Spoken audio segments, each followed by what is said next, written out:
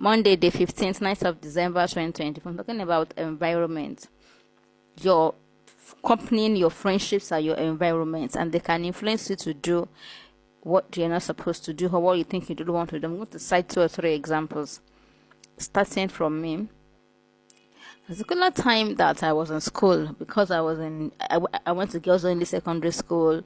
And by the time I was entering university, one way or the other, I was in a female hostel, Mozambique Hall, in my first year.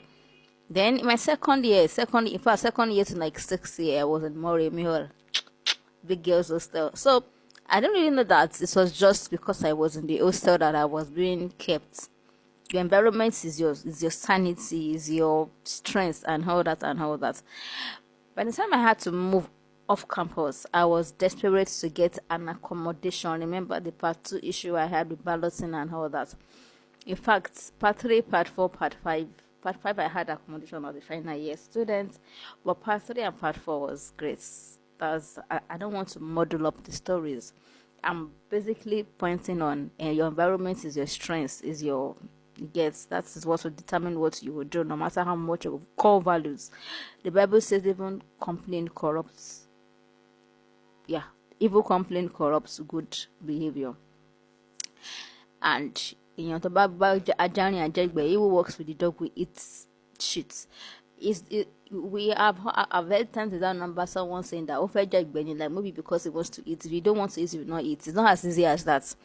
You don't know how much of your like ozone layer of your strength, of your value system, of your cost system have been bleached off if you stay around such people. You can't be as it would not be easy. It would be easier if you did not do some things or be around some people. Let me just put it that way. So after then, I actually I didn't go home quickly after exams. I wanted to settle down. I noticed I used to hear about people renewing their rent off campus, trying to get accommodation before the next session and all that. So I was on the lookout. Someone was already leaving for service here, and I wanted to just renew the rent of the person. But I knew it was out of the fact that desperation. I got the house rent from my dad. I paid it. I moved in. The first day I moved in, I felt uneasy. This is not the place. And something was doing boom, boom, boom, boom as red lights, caution lights. But as time went by, a series of activities started to happen that it was relinquishing my bodyguard. It was dampening my. I'm trying to look for that English. It was dampening my defense. Yeah, that's the word. It was dampening my moral defense, my core value defense. It kept dampening it and dampening it and dampening it. And series of activities happened that I would have been raped, I would have been boggled, I would have been messed up. So I now started crying unto God. I had to confess I was desperate. I did not know what else to do. I had to just secure that place I knew it was not meant to be. For my brother, as a guy to be telling me that Kile, what did you come here to do? I knew there was already trouble. There was one person that normally used to use my place for his sisters when they come around on campus to sleep over. He was like, he trusted me. He's always like that. So he had to come over, and he wanted one of his sisters. So when they came around for post to save him, but I was not around. He could not stay there. So all those happenings, all those non-verbal communications, all those non-verbal actions. Some of my friends came to visit. They didn't come back. They could not tell me, but you would know, when we were at campus, they come frequently, we talk often. But when they came to that place, I just noticed that nobody wanted to come and visit me. Everybody was just sometimes nobody will tell you the truth because and they will start, these same people will start talking about you that maybe you have been. We know how we perceived students staying off campus as people that we were on campus. We used to see them as flirts, we used to see them as loose, not knowing that it is when you get there you will know what it entails. Cohabiting at times might not be what they actually plan to do. So I cried to God. Thankfully, I was introduced to Sanctuary of Hope Reverend Prof. Greg Efosa Erabo. God bless you, man of God. The only that season it was as if it was for me. They were organizing programs back to back, programs, videos back to back. And I had to talk to Ayobami Yobams. Your name has to be mentioned here. Ayobami Ogunrewo. And Shalom House. Professor Latoroti. You don't know what is it, Latoroti? I'm trying to remember. Osasono. Professor Osasono. He organizes this music concert every year. I'm trying to remember. You didn't know that your person that you were guardian for helped me, but she helped me. I still say this, if not for her, I would have been impregnated, and that would have been the end of my schooling, maybe. So I cried unto God. My prayer point, one of those Sundays I was even wearing around Buba to stop, but at some point that preaching was directed to us, and it was like, call unto God, cry unto him. He was weeping on the pulpit. That was Reverend Professor Gregory Efosa Erabo.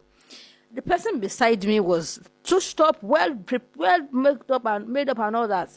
I saw her crying, scattered. I said, "It won't tell me no what am I doing that I cannot shout unto God?" I cried unto God.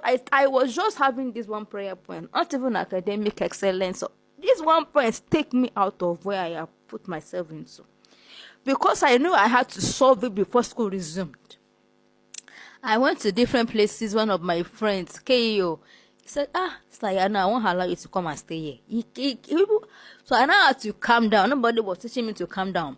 One of my uncles, my mother called one of my uncles that was in the same vicinity that, okay, help me go and help my daughter to look for accommodation. Everywhere he was going to, I was not comfortable. So I did not push. I did not say because I should give honors to my brother, my uncle, now take where he's accommodated, where he saw for me. That I won't go back to square one. So I kukuma now have to have patience. That patience I didn't want to have. One of those days, Yobam said, okay, one of those concert days after church, I saw her. I used to come here. I come here. We're now going in the bus. I now explain my predicament. I need a place to just sleep in. I'll be going to that place and I'll go and be bathing so that I won't inconvenience. So yeah, no problem. It is now you can come. And Mommy will prepare rice and pepper stew, rodo stew for us. She bought that. She's the one that takes care of people that was in her care then. Later on, she told me, this one that you are wasting transport fare, bring part of your stuff so that you can be changing here, be going to church, and while you resolve your accommodation, you should go later. And I felt like God was giving me an escape route. And one of those days, they had convention in church. I had already joined media. I had already applied to join media group in church. I didn't say what to be idle, so I had to join media group. My boss just called me. Didn't you know them? So he did not tell me to come and listen. Okay, you can come and listen. I started going. I was just leaving the house, thank God there was still money for transport fare. At times the church bus will come and carry. I don't have people entirely. To cut the long story short, one of those days I just slept. I used to sleep on Yobam's bed. King size bed. One of those days I just woke up and I heard in my ears, women hostel. Ha! I asked Yobams, I am hearing women hostel. What is the meaning of women hostel? He said, it is around campus, close to campus gates. I said, God told me, I told you the name. When I am ready to take it, prepare yourself. I will take you there myself. Not knowing that where I went to go and meet KU, it was that almost opposite the place I went to go and meet KU one of those days. Every path that you gone through in life, there are still a pointer to where God is taking you to. I just stood up, started trekking. I just got there. It was as if that woman, the matron there, was waiting for me. She told me that I wanted a single room to myself. It was 50K. I never knew I could get a place as cheap as that. But she said everybody kept renewing their rent. Everyone kept renewing. I'm going to have to continue from the next video. I don't mind. This story is an interesting one. So whenever it stops here, I'll continue in the next video. So let me just continue. So I just got there. That woman welcomed me like as if she had been waiting for me. She told me it was just in a room that was available, and she was going to give me a room where I won't have a troublesome partner.